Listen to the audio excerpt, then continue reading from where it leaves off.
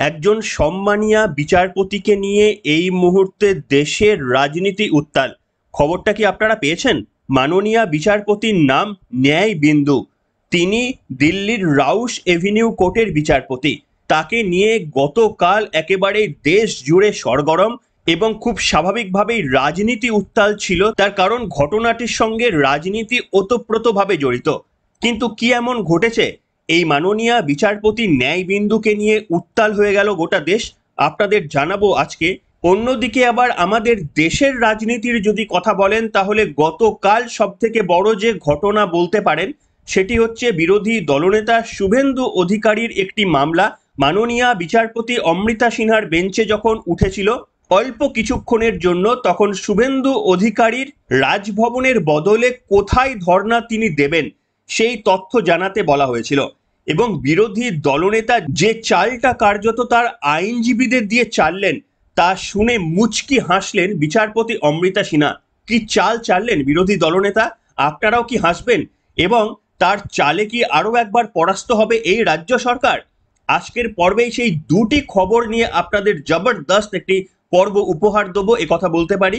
নমস্কার, welcome to simple as ABC. আপনাদের সকলকে স্বাগত জানিয়ে শুরু করছি আজকের বিশেষ খবর, এবং আপনাদের সকলকে ধন্যবাদ আমাদের সঙ্গে সহযোগিতা করার জন্য। দীর্ঘদিন পথ চলার পর অবশেষে 4 লক্ষ সাবস্ক্রাইবারের লক্ষ্যমাত্রা আমরা পূর্ণ করতে পারলাম আপনাদের সাহায্য এবং সহযোগিতার সাথে। আপনাদের অসংখ্য ধন্যবাদ। বিরোধী দলনেতা শুভেন্দু অধিকারী কোন জায়গায় ধর্নায় বসবেন তা জানাতে বলেছিল মাননীয় হাইকোর্ট, এবং রাজভবনে ধর্না না দিয়ে বিরোধী দলনেতা কোথায় ধর্না দেওয়ার আর্জি জানালেন সেটা তো আপনাদের দেখাবো। হাইকোর্টে যে শুনানি হয়েছে সেই শুনানির পর্বটা আপনাদের শোনাবো, এবং বিচারপতি উত্তর শুনে, শুভেন্দু অধিকারীর আইনজীবীর উত্তর শুনে মুচকি হেসেছিলেন। কেন হেসেছিলেন সেটা সবটাই আপনারা বুঝতে পারবেন, কিন্তু তার আগে আমি চাইছি যে দেশের রাজনীতি নিয়ে আজকে পর্বটা শুরু করব। তার কারণ গতদিনে দেশের রাজনীতি উত্তাল হয়ে গিয়েছিল আরো এক মাননীয় বিচারপতিকে নিয়ে। তার নাম হচ্ছে ন্যায়বিন্দু। তিনি দিল্লির রাউস এভিনিউ কোর্টের বিচারপতি ছিলেন। অনেকেই দাবি করছেন যে এই মাননীয় বিচারপতির পদত্যাগের, অনেকেই বলছেন যে এনার নিজে থেকে সরে যাওয়া উচিত। কি ঘটলো যে এই মাননীয় সম্মানীয় বিচারপতিকে পদত্যাগের কথা অনেকেই দাবি করছেন? কিন্তু দেখুন, আমরা ল অ্যাবাইডিং সিটিজেন হিসাবে কোনোদিনই বিচারপতির সমালোচনা করব না। যে ঘটনা ঘটেছে সেটাই আপনাদের সামনে তুলে ধরবো। আমরা রায়ের সমালোচনা করতে পারি, বিচারপতির সমালোচনা করতে পারি না। কিন্তু এই বিচারপতিকে নিয়ে কি কাণ্ড ঘটেছে সেটা আপনাদের সামনে আজকের পর্বে এখনই ব্যাখ্যা করছি। গতকাল সকালের দিকে একটা খবর পুরো আগুনের মতো ছড়িয়ে পড়ে, সেটা হচ্ছে অরবিন্দ কেজরিওয়াল লিকার স্ক্যামে যাকে কেন্দ্রীয় তদন্তকারী সংস্থা গ্রেপ্তার করেছিল, সেই লিকার স্ক্যাম থেকে তিনি জামিন পেয়ে যাচ্ছেন। গত বৃহস্পতিবার এই সিদ্ধান্ত নেওয়া হয়েছিল এই মাননীয় বিচারপতি ন্যায়বিন্দু তার এজলাসে, এবং এই খবরে আম আদমি পার্টির যারা কার্যকর্তারা ছিলেন তারা আনন্দে আত্মহারা হয়ে যান। তবে তাকে শুক্রবার ছাড় দেওয়া হবে বলে সিদ্ধান্ত নেওয়া হয়েছিল, এবং খুব স্বাভাবিকভাবেই প্রশ্ন উঠতে শুরু করেছিল যে কেন্দ্রীয় তদন্তকারী সংস্থা একজন চিফ মিনিস্টারকে কি এমন ধারাতে গ্রেপ্তার করলো যে তাকে গ্রেপ্তার করার কয়েক মাসের মধ্যেই কোর্টের তরফ থেকে তাকে জামিন দিয়ে দেওয়া হলো। তাহলে কি সত্যি বিরোধীরা যে দাবি করছে শুধুমাত্রই প্রতিহিংসার জন্য তাকে গ্রেপ্তার করা হয়েছে, এমনটাই কি ঘটেছিল? আসলে তেমনটা ঘটেনি। আপনারা চমকে যাবেন কি ঘটেছিল। রাউস অ্যাভিনিউ কোর্টের যে অর্ডার ছিল যে কেজরিওয়ালকে জামিন দেওয়া হয়েছে, তার বিরুদ্ধে তৎক্ষণাৎ কিন্তু ইডি দিল্লি হাইকোর্টে দ্বারস্থ হয়েছিল শুনানির জন্য, এবং দ্রুত শুনানির আর্জি জানিয়েছিলেন। দিল্লি হাইকোর্টও কিন্তু সেই দ্রুত শুনানির জন্য আর্জি গ্রহণ করেছিলেন। তারপরে যে ঘটনা ঘটে সেখান থেকে একটা মারাত্মক তথ্য উঠে আসে। তথ্যটি আপনাদের সামনে দেখাচ্ছি, আপনারা হয়তো চমকে যাবেন। অভিযোগ উঠছে এই মাননীয় বা সম্মানীয় বিচারপতি ন্যায়বিন্দু তিনি কেজরিওয়ালকে জামিন করার জন্য ইডির দেওয়া 1000 পাতার নথি সেটা পড়েই দেখেননি, এবং কেন তিনি পড়েননি সেটা তার রায়ের কপিতেও উল্লেখ করা ছিল। তিনি জানিয়ে দিয়েছিলেন যে 1000 পাতার নথি পড়া সম্ভব নয়। অর্থাৎ ইডির দেওয়া 1000 পাতার নথি, যেখানে বলা রয়েছে কি কি জায়গায় অভিযুক্ত তার বিশদ বিবরণ দেওয়া রয়েছে, সেই 1000 পাতার নথি না পড়েই বিচারপতি কেজরিওয়ালকে একেবারেই খালাস করে দিয়েছেন বা জামিন করে দিয়েছিলেন। আর এ নিয়েই দিল্লি হাইকোর্টে একেবারেই অ্যাপিল করেন কেন্দ্রীয় তদন্তকারী সংস্থা ইডি, এবং সব দেখে শুনে দিল্লি হাইকোর্ট তাদের রায়কে স্থগিত রেখেছেন, এখনো পর্যন্ত জানাননি, এবং বলেছেন রায় প্রকাশ্যে আসার আগে জামিনে মুক্তি দেওয়া যাবে না অরবিন্দ কেজরিওয়ালকে। আসুন আপনাদের দেখাই যে এই মাননীয় বিচারপতি তিনি তার রায়েতে কি লিখেছিলেন, সেটা একটা অংশ আপনাদের হাইলাইট করে দেখাচ্ছি। আপনারা দেখতে পাচ্ছেন আন্ডারলাইন করা রয়েছে, লেখা রয়েছে, দেখুন আমি পড়ে শোনাচ্ছি। However it is not possible to go through this thousands page of the document at this juncture। আরো লেখা রয়েছে, আমি পড়লাম না, এটা শুনেই আপনারা বুঝতে পারছেন যে তার রায়ে স্পষ্ট করে বলা ছিল যে 1000 পাতার নথি পড়া সম্ভব নয়, এবং এ নিয়েই বিতর্কের শুরু হয় যে কেন বিচারপতি ইডির সাবমিট করা 1000 পাতার নথি না পড়েই তাকে জামিন দিয়ে দিলেন। এবং এ নিয়েই যখন দিল্লি হাইকোর্টে গিয়েছিল কেন্দ্রীয় তদন্তকারী সংস্থা, তখন খুব স্বাভাবিকভাবে নিম্ন আদালতের দেওয়া সেই জামিনের আর্জি আপাতত স্থগিত হয়ে গিয়েছে পরবর্তী রায় বেরোনোর আগেই। এবার আপনারা বুঝতেই পারছেন যে কি কারণে গতকাল একেবারেই দেশ জুড়ে হইচই পড়ে গিয়েছিল এই বিচারপতিকে নিয়ে, যিনি 1000 পাতার নথি না পড়ে নিজের সিদ্ধান্ত জানিয়ে দিয়েছিলেন। এবং আপনাদের দেখাতে চাইবো, যখন নিম্ন আদালতের তরফ থেকে কেজরিওয়ালকে জামিনের নির্দেশ দেওয়া হয়েছিল, তখন মহুয়া মৈত্র কত আনন্দে আহ্লাদিত হয়েছিল। কি লিখেছিলেন তিনি? Kejriwal gets bail, justice delayed but not denied, Indian judiciary is back. অর্থাৎ তিনি বলছেন যে জাস্টিস ডিলে হয়েছে, কিন্তু তার বিরুদ্ধে অন্যায় হয়নি, অন্তত কেজরিওয়াল জাস্টিস পেলেন, যে তাকে বেলে মুক্তি করা হয়েছে, এবং বলছেন Indian judiciary is back.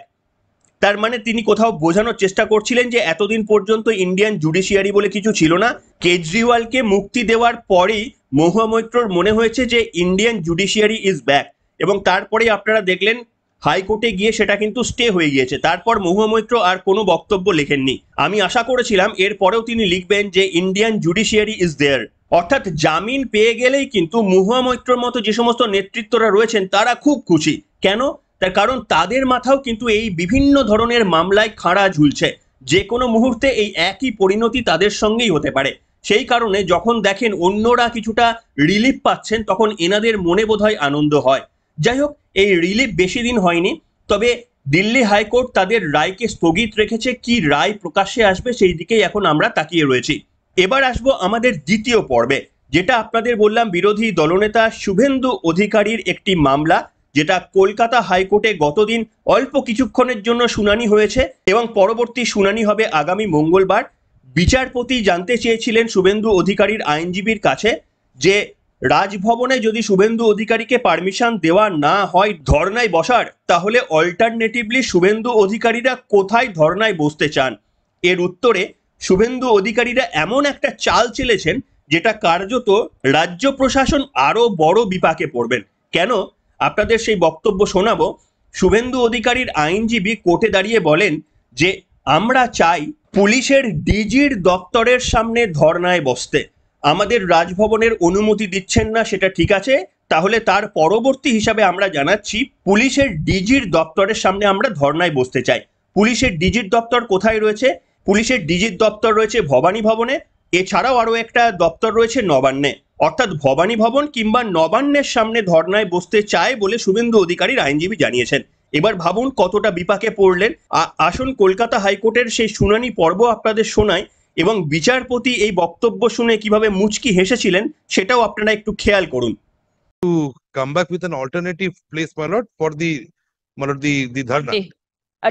Tuesday. My lord, we are suggesting, my lord, the petitioner, my lord, he intends to do it, my lord, instead of Raj Bhavan. My lord was asking us for some alternative area, my lord, where the dharna can be held.